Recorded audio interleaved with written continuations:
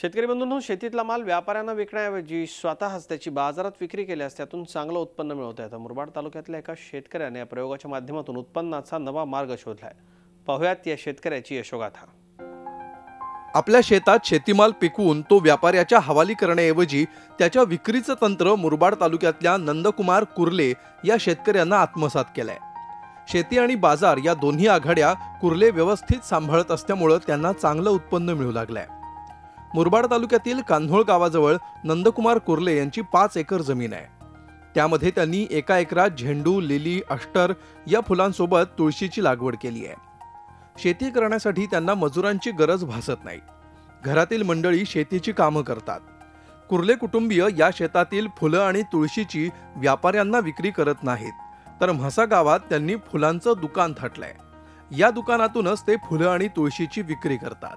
माझ्याकडे 5 एकर जमीन आहे, पण मी माझ्या जमिनीमध्ये 1 एकरमध्ये फुलशेती करतो आणि त्याच फुलशेतीमध्ये साधारण मी झेंडू लावतो, जर्मन लावतो, लिलीची फुलं असतात आणि शेवंती आहे। गेल्या 5 वर्षांपासून कुर्ले कुटुंबीय आपल्या शेतात फुलांची लागवड करत असून फुल विक्रीत त्यांनी चांगला जम बसवलाय। म्हसा गावात म्हसोबाचं मंदिर असून जानेवारी महिन्यात इथं मोठी जत्रा भरते। तसंच विविध सणासुदीला फुलांची मोठी मागणी असते। फुलांना ज्या काळात मोठी मागणी असते ती लक्षात घेऊन कुर्ले कुटुंबीय फुलांची लागवड करतात। साधारण जून महिन्यात नंदकुमार कुर्ले तुळस आणि झेंडूची लागवड करतात। त्यातून ऑक्टोबर-नोव्हेंबर पर्यंत त्यांना उत्पन्न घेता येतं। दुसरी लागवड ते जानेवारी महिन्यात करतात, त्यामुळे एप्रिल-मे महिन्यापर्यंत त्यांना बागेतून फुलं आणि तुळस मिळते। जून ते डिसेंबर आणि जानेवारी ते जून असे वर्षातून 2 वेळा ते पिकं घेतात। जून महिन्यात केलेल्या लागवडीतून त्यांना गणपती, नवरात्र आणि दिवाळीपर्यंत, तर जानेवारीतल्या लागवडीतून गुढीपाडवा आणि अक्षय तृतीयेपर्यंत फुलं मिळतात। शेतीमाल व्यापाऱ्यांना विकण्याऐवजी थेट ग्राहकांना विक्री केल्यास त्यातून चांगलं उत्पन्न मिळवता येतं, हे कुर्ले कुटुंबियांनी दाखवून दिलंय। फुलं आणि तुळस विक्रीतून त्यांना वर्षाकाठी 70 ते 80 हजारांचं निव्वळ उत्पन्न मिळतं। साधारण मला 4 महिने 5 महिने चालते, म्हणजे जवळजवळ मी आता ही जून महिन्यामध्ये लावली ना, तर डिसेंबरपर्यंत चालणार आणि डिसेंबरमध्ये ती उत्पन्न घेतलं। साधारण नवरात्र, गणपती उत्सव आणि दिवाळी हे 3 सण सीझन घेतली की नंतर मी जानेवारी परत लागवड करतो। नंदकुमार कुर्ले यांच्याप्रमाणे इतर शेतकऱ्यांनी शेतीमालाच्या विक्रीचं तंत्र अवगत केलं तर त्यांनाही चांगलं उत्पन्न मिळवता येईल। चंद्रशेखर भुयार, झी मीडिया, मुरबाड। एका बाजूला पाकिस्तानच्या सीमेवरच्या ताणतणावामुळे शेतीमाल निर्यातीवर आलेले निर्बंध आणि दुसऱ्या बाजूला देशांतर्गत बाजारपेठेत चलन तुटवड्यानं शेतकरी कोंडीत सापडलाय। कष्टानं पिकवलेला शेतीमाल मातीमोल भावाने विकण्याची वेळ शेतकऱ्यांवर आली आहे। टोमॅटो उत्पादक शेतकऱ्यांनी लागवडीकरता केलेला खर्च टोमॅटो विक्रीतून निघत नसल्यानं शेतकरी रडकुंडीला आलाय। नाशिक जिल्ह्यातील निफाड, चांदवड, नांदगाव ह्या तालुक्यात टोमॅटोची मोठ्या प्रमाणात लागवड केली जाते। निफाड आणि चांदवड तालुक्यातील काही भाग तसंच नाशिक, इगतपुरी, त्र्यंबकेश्वर तालुक्यात नागपंचमीच्या दरम्यान टोमॅटोची लागवड होते। यंदा या भागातील टोमॅटो हंगाम लांबला आहे। या स्थितीत खरीपाची लागवड 2 महिने लांबली असताना दसऱ्यापर्यंत संपणारा टोमॅटो दिवाळीनंतरही 50% शिल्लक राहिला आणि त्याचाच परिणाम बाजारातील टोमॅटोच्या आवकवर झाला। नाशिकसह देशातील बाजारपेठेत टोमॅटोची आवक वाढल्यानं टोमॅटोचे दर घसरले। अशातच बिहार, हरियाणा, उत्तर प्रदेश या पूर्वेकडील राज्यात चलनबंदीमुळे व्यवहार ठप्प झाले आणि त्याचा फटका टोमॅटो उत्पादक शेतकऱ्यांना बसला। पाकिस्तान म्हणतंय इंडियाचा माल घ्यायचाच नाही, त्याच्यामुळे बॉर्डर पण बंद झाल्या आणि टमाटा जाऊ राहिला नाही, त्याच्यामुळे टमाट्याच्या याच्यावर खूप परिणाम झाला। आज 20 किलोचं कॅरेट 50 आणि 60 रुपयाला शेतकरी देत आहे। 1 कॅरेट तयार करायला शेतकऱ्याला 150 ते 200 रुपये खर्च येतो। आज 50 रुपये म्हणजे 200 रुपये तो एका कॅरेट मागं शेतकरी लॉस खाऊ राहिला आहे। राज्यात खरीप, लेट खरीप, रब्बी आणि उन्हाळी अशा 4ही हंगामात टोमॅटोचं उत्पादन घेतलं जातं। मात्र रब्बी हंगामात 35% तर खरीप आणि लेट खरीप मिळून 65% क्षेत्रावर टोमॅटोचं पीक होतं। आंध्र प्रदेश, कर्नाटक, मध्य प्रदेश ह्या टोमॅटो उत्पादन आघाडीवर असलेल्या राज्यांसह ओरिसा, गुजरात, बिहार, पश्चिम बंगाल, छत्तीसगड ह्या राज्यातील उत्पादनही ह्याच वेळी बाजारपेठेत आलं। भारतातून विशेषतः आंध्र प्रदेश, कर्नाटक, गुजरात आणि महाराष्ट्रातून सर्वाधिक टोमॅटोची निर्यात होते। Pakistan, Dubai, Bangladesh, Nepal, Oman, Maldives, Saudi Arabia ह्या देशातून भारतीय टोमॅटोला चांगली मागणी असते। ह्यातील पाकिस्तान, बांगलादेश आणि दुबई हे सर्वात महत्त्वाचे आयातदार देश आहेत। या देशात भारतातून होणारी निर्यात मागील 5 वर्षांपासून सातत्यानं वाढतच राहिली आहे. मात्र पाकिस्तानाशी बिघडलेल्या संबंधाचा टोमॅटो निर्यातीवर गंभीर परिणाम झालाय. 4 वर्षापासून मोठ्या प्रमाणावर पाकिस्तान टोमॅटो नाशिकचा मागवतात. त्याच्यामुळे शेतकऱ्यांना चांगले भाव इथं मिळायचे. बाकी आता तर हे असं झाल्यामुळे तर ते कॉलेप्सच झाले. मोठा इम्पॅक्ट पाकिस्तानने माल नाही घेतल्यामुळेच झाला आहे. या परिस्थितीवर तोडगा काढण्याचा प्रयत्न केला जात असून कृषी आधारित निर्यातीवर तोडगा, चलन तुटवडा तसंच निर्यात सुरू झाल्यास टोमॅटोच्या भावाची घसरण थांबण्यास मदत होणार आहे. योगेश खरेसह bureau report, Zee media, Nashik. सध्या बाजारामध्ये 2 ते 3 रुपये किलोनं टोमॅटो विकला जातो. याविषयी आमच्या नाशिकचे प्रतिनिधी योगेश खरे यांनी टोमॅटो उत्पादक शेतकऱ्यांशी केलेली ही बातचीत. सीमावर्ती भागामध्ये तणाव वाढल्यामुळे टमाटा निर्यात होत नाही आणि त्यामुळे टमाट्याचे भाव हे दिवसेंदिवस घसरताना दिसत आहेत. या महिन्याभरातला सर्वात कमी भाव म्हणजे 2 ते 3 रुपये किलोने आता टमाटा हा होलसेल बाजारामध्ये विकला जातोय. एकूण आपण बघितलं तर टमाट्याचं सर्वात मोठं पीक जे आहे ते नाशिक जिल्ह्यामध्ये होत असतं आणि मोठ्या प्रमाणात हा सगळा जो टमाटा आहे हा निर्यात होत असतो आशिया भागामध्ये, पाकिस्तानमध्ये. मात्र आता तो पूर्णपणे बंद झाला आहे आणि त्यामुळे हे दर पडलेत. काय तुमचा एकूण टमाटा जो तुम्ही आणलाय आज काय भाव मिळतोय त्याला आणि परवडतोय की नाही? आजचा भाव 60 रुपये आहे, 60 ते 70 रुपये, आणि त्यामध्ये आम्हाला परवडत नाही. मग सांगितल्याप्रमाणे आम्हाला इथे गाडीचं भाडं 20 रुपये आहेत आणि जे लेबर लोक असतात टमाटे तोडून देतात झाडावरचे ते 15 रुपये झाली घेतात आणि इथे आम्हाला 3 रुपये, असं सरासरी आम्हाला 38 ते 40 रुपये इथपर्यंत खर्च आहे, गाडी भाडं वगैरे सर्व मिळून. आणि हातात 60 रुपये येत आहे. तर आम्ही जे तिथे पाणी देतो, खतं वगैरे टाकतो, पावडरी, आणि आमची मेहनत त्यातनं आम्हाला काही शिल्लक राहत नाही. काका तुम्ही भाजीपाला आणलाय, मिरची आणली आहे, काय परवडतं आहे तुम्हाला भाजीपाला की नाही परवडत आहे? भाजीपाला परवडतच नाही. आजच्या मार्केटच्या हिशोबाने भाजीपाला परवडत नाही आणि याच्यात सगळ्यात मोठी हानी शेतकऱ्याची झालेली आहे. आणि या गव्हर्नमेंटने काहीतरी करावं शेतकऱ्यांसाठी, नाही तर मग ते त्यांचेच घेऊन खांद्या वगैरे नाचत आहेत. मग शेतकऱ्यांसाठी कुठलंच काही केलं नाही त्यांनी. आमचा कांदा गेला, आमचे तांबटे गेले. आज मार्केट आहे, व्यापाऱ्यांका जावा तो व्यापारी आम्हाला उत्तर वेगळेच देत आहे. आमचा माल पाकिस्तानला जात नाही, आमचा माल निर्यात होत नाही. पण शेवटी काहीतरी गव्हर्नमेंटने करावं आमच्यासाठी बा असं.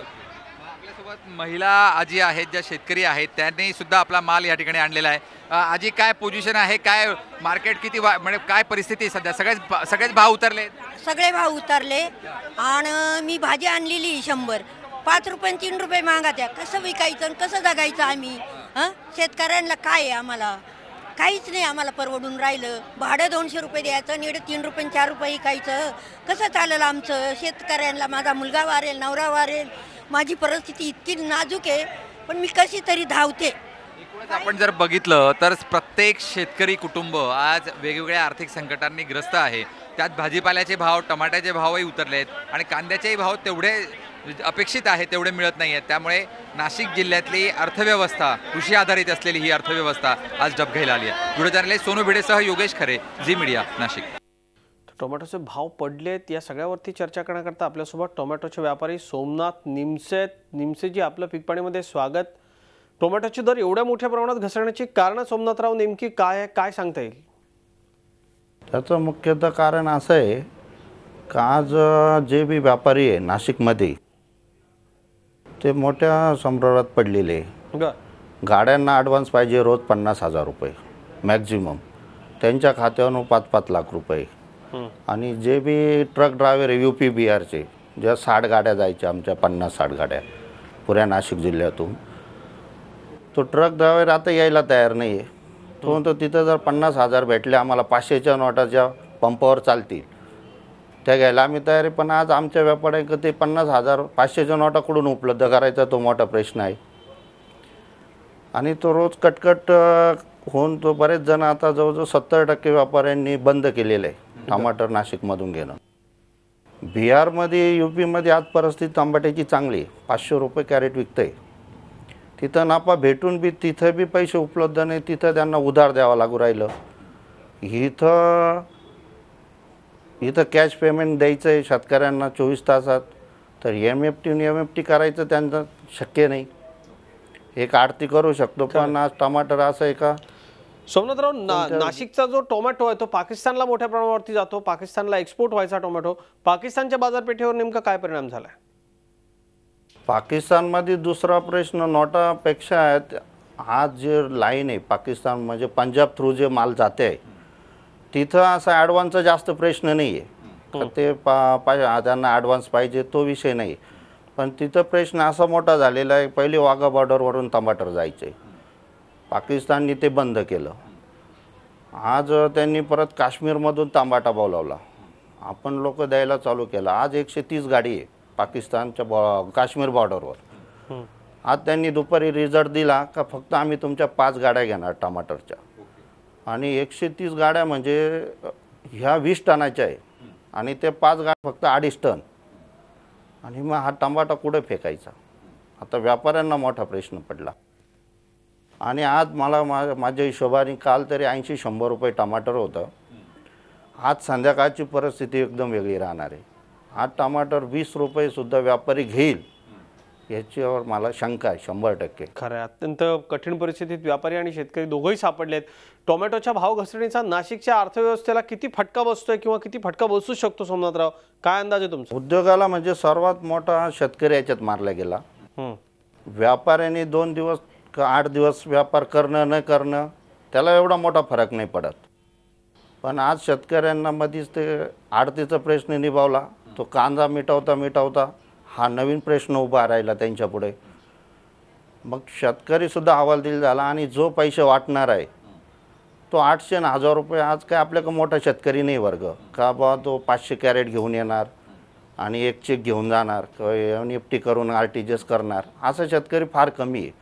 आपल्याकडे शेतकरी कोणता आहे? 8 कॅरेट, 15 कॅरेट, 20 कॅरेट. 80 रुपये काल टमाटर विकला, 80 ते 100 रुपये.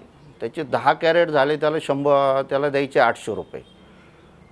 तो 800 रुपये देण्यासाठी आज ते आडत्याक पैसे नाही. पिंपळगाव असो, नाशिक असो, दिंडोरी असो, सर्व ठिकाणी मग ते शेतकऱ्याला 800-1000 रुपये. तो म्हणतो MFT म्हणजे काय आता हा नवीन प्रकार? आणि 800 रुपयासाठी तुम्ही MFT देणार किंवा आम्हाला चेक देणार? ठीक आहे, चेक द्यायला तो स्वीकारायला तयार आहे आज. पण आज तो व्यापारी त्याला बँकेत हप्त्यात फक्त 50 चेक भेटत आहे. 50 चेक त्याला 1 दिवसाला पुरू नाही राहिले. ठीक आहे, शेतकऱ्याला आपण तो समजू शकतो का 800 रुपयाचा चेक मी बँकेत भरू शकतो, पण तो द्यायला नाही आज व्यापाऱ्यांकडं. मग ती जास्त रोज कटकट इतक्या कटकटी वाढल्या प्रत्येक मार्केटला. बरं, शेतकरी म्हणतो मी 1000ची नोट घ्यायला तयार आहे, 500ची घ्यायला तयार आहे, पण ती व्यापाऱ्याने आणायची कुठून? हा मोठा प्रश्न. खरं आहे, अगदी सत्य परिस्थिती तुम्ही सांगताय. पण यात सगळ्यात तुम्ही म्हणताय तसं मारला गेलाय तो शेतकरी, आणि शेतकऱ्याचा हाच आवाज सरकारपर्यंत पोहोचवतोय आम्ही. कृपया राज्य सरकारनं, पणन विभागानं या सगळ्यात बारकाईनं लक्ष घालावं. एक छोटासा ब्रेक घेतोय. ब्रेक नंतर आपण सोमनाथ निमसे यांच्याशी ही चर्चा अशीच सुरू ठेवणार आहोत. टोमॅटोचे व्यापारी सोमनाथ निमसे आपल्याबरोबर आहेत आणि आपण त्यांच्याशी चर्चा करतोय. सोमनाथराव, टोमॅटोचे दर घसरले, ही वस्तुस्थिती. अशा वेळी पर्यायी मार्ग काय आहे? नवे प्रक्रिया उद्योग सुरू करणं हा योग्य पर्याय ठरू शकतो का? प्रक्रिया उद्योग करण्यापेक्षा गव्हर्नमेंटनी याच्यावर तातडीने एखादा निर्णय घेऊन जे बी व्यापार आज बंद करते आहे UP बिहार, ठीक आहे, आपण पाकिस्तानचा विषय बाजूला ठेवू, ते बॉर्डरचा विषय त्याच्यात त्यांनी बंद केला आज, तो त्यांचा निर्णय पाकिस्तानचा, तो काय आपल्या गव्हर्नमेंटनी बंद नाही केला आपल्या, त्यामुळं ते आपण गव्हर्नमेंटवर दोष नाही देऊ शकत. पण आज UP बिहार ह्या ठिकाणी 70 गाड्या जातात, ते आज बंद झालेलं आहे जवळजवळ. तेव्हा त्या 50,000 रुपये गाडीला असेल ॲडव्हान्स तर मी देतो, तर आम्ही माल भरायला तयार येतो. आणि 50,000 रुपये आज कोणीच उपलब्ध करू शकत नाही रोज. खरं आहे, एक गाडीला. तो मोठा प्रश्न आहे. म्हणजे आपल्याला लोकल जरी इंडियामध्ये माल विकायचा ठरलं तरी गव्हर्नमेंटला हे मोठं काम करावंच लागेल पैशाचं नियोजनाचं. सरकारनं अशा वेळी तातडीनं कुठली पावलं उचलली पाहिजे? तुम्हाला काय वाटतंय? काय मागण्या आहेत तुमच्या सरकारकडे? झीच्या माध्यमातून काय मागण्या मांडाल? राज्य सरकारने जिथे जिथे मार्केट कमिटी आहे तिथे स्वतःची माणसं लावून, त्यांना जर वाटत असेल याच्यात भ्रष्टाचार होतोय, त्यांचे माणसं तिथे लावून तिथं पैसे उपलब्ध करून द्यायला पाहिजे. तो व्यापार बंद नाही होणार. नाही तर याच्या 3-4 दिवसात माझ्या हिशोबाने 100% टमाटर रस्त्यावर पडलेला असणार, म्हणजे 100% असणार. म्हणजे ती आजची सुरुवात राहील. आज संध्याकाळपासून ती सुरुवात, सकाळी दिसेल तो रिझल्ट. खरं सोमनाथराव, रस्तोरस्ती टोमॅटोचे पडलेले ढीग हे खरंच शेतकऱ्याला यातनादायी असतील आणि तशी परिस्थिती ओढवण्याची शक्यता आहेच. पण आपण सुचवलेले उपाय किंवा निदान प्रयत्न राज्य सरकारनं करायला हवे, हे अगदी खरं आहे. सतत शेतकऱ्यांचा आवाज सरकारपर्यंत पोहोचवण्याचं काम पीक पाणीच्या माध्यमातून आम्ही करतो आहोतच. धन्यवाद, आपण आलात. आज शेतकऱ्यांचा, व्यापाऱ्यांचा आक्रोश आपण मांडलात आमच्या माध्यमातून, त्याबद्दल. पीक पाणीमध्ये इतकंच. पाहत राहा झी 24 तास.